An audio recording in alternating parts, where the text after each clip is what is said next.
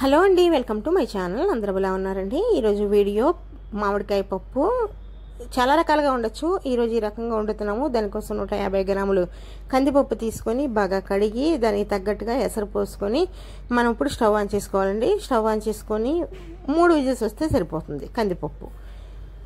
ఇప్పుడు మనం తీసుకోవాల్సింది మామిడికాయ అండి. ఈలో పప్పు ఉడుకుతూ ఉంటుంది కదా, మామిడికాయ తీసుకొని పుల్ల అంటే చిన్న రసాలు తీసుకొని ఒకటి బాగా పుల్లగా ఉంటుంది, పైన తొక్క తీసేసేయండి. తీసి ఆ మూడికి ఉంటుంది చూసారా, ఆ మూడికి కూడా తీసేయాలన్నమాట. చాలా పుల్లటి వాసన వస్తుందండి, అంత పుల్లగా ఉందో మామిడికాయ అయితే మాత్రం. ఇప్పుడు బాగా కడగండి. కడిగిన తర్వాత ముక్కలు మీకు ఎలా అనిపిస్తే అలా కోసేసేయండి. ఎలా కోసినా పర్వాలేదు, దీనికి పర్టిక్యులర్గా ఈ విధంగానే కోయాలని రూల్ ఏం లేదనమాట.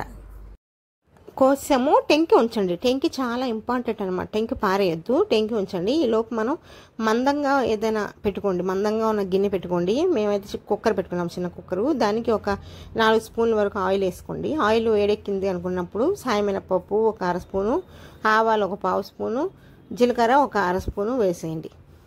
ఇది తాలింపు కోసం. వేసిన తర్వాత కొంచెం దోరగా వేగనివ్వండి. వేగిన తర్వాత ఉల్లిపాయ, పెద్ద ఉల్లిపాయ, ఎండుమిర్చి వేయండి. ఉల్లిపాయ ఒకటి సరిపోతుంది, వెల్లుల్లిపాయ మాత్రం ఒక 4-5 వేయండి. ఎండుమిర్చి 2 వేసి కరివేపాకు ఒక రెమ్మ వేయండి. పచ్చిమిరపకాయలు 5 వేయండి. బారుగా కొయ్యొద్దు పచ్చిమిరపకాయలు, మరీ చిన్నవి కూడా కొయ్యొద్దు. ఇప్పుడు చూసారా వీడియోలో కనిపిస్తేనే ఆ విధంగా కోస్తే సరిపోతుంది. అవి కొంచెం వేగాయి అనుకున్నప్పుడు మామిడికాయ ముక్కలు మనం కోసి పెట్టుకున్నాం కదా, అవి తాలింపులో వేసేసేయండి. ఈ మామిడికాయ తాలింపులో వేసి చేసుకుంటే మీకు రుచి తెలుస్తుంది. టెంకి కూడా అందులోనే వేసేసేయండి. మామూలుగా అయితే మామిడికాయ ఉడకబెట్టుకుంటాం, అలా కాకుండా ఇప్పుడు నూనెలో వేపుతున్నాం అనమాట. ఇది ఇంకో రకం టేస్ట్ వస్తుంది. టేస్టే కదండి, చాలా బాగుంది అసలు. ఇప్పుడు మనకి అవి ముక్కలు అనేది ఆయిల్లో వేగాలన్నమాట. దోరగా సిమ్లో పెట్టేసేయండి. అది పెద్దగా మనము ఎందుకంటే పెద్ద మంట పెట్టొద్దు, మంచిగా వేగుద్ది అనమాట మనం సిమ్లో పెట్టేసుకుంటే. టెంకి కూడా అందులోనే వేయండి. టెంకితో పప్పు చేసుకుంటేనే రుచి అండి. టెంకి పారేస్తే ఇంక రుచి ఉంది కదా. ఇప్పుడు పసుపు ఒక కొంచెం ఎక్కువ కాదు, కొద్దిగా పసుపు వేసేయండి. వేసి కలపండి. చూడండి ఎంత బాగుందో, చూడడానికి చాలా బాగుంది కదా.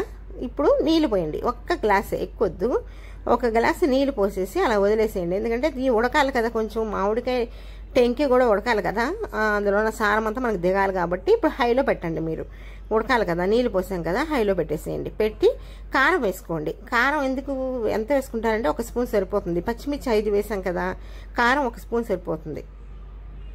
కలపండి. కలిపి అది అలా ఉడకనివ్వండి. ఈలోపు మనకు పప్పు ఉడికింది కదా, ఆ పప్పు మనం రుబ్బుకోవాలి. పప్పు బద్దలుగాను ఉండకూడదు, అలాగని బాగా మెత్తగా కూడా రుబ్బేయకూడదండి. ఒక మాదిరిగా మీరు రుబ్బుకోవాలన్నమాట. రుబ్బి చూసారు కదా, నీళ్ళు ఈ విధంగా ఉన్నట్టుగా మీరు చూసుకోండి. పప్పులో మరి గట్టిగా పప్పు శుద్ధలాగా ఉండకూడదు. ఈలోపు మనకి మామిడికాయ ఉడికిపోయింది కదా, ఇప్పుడు అందులో ఉప్పు సరిపడా వేసుకోండి, ముక్కలకి పట్టేలాగా.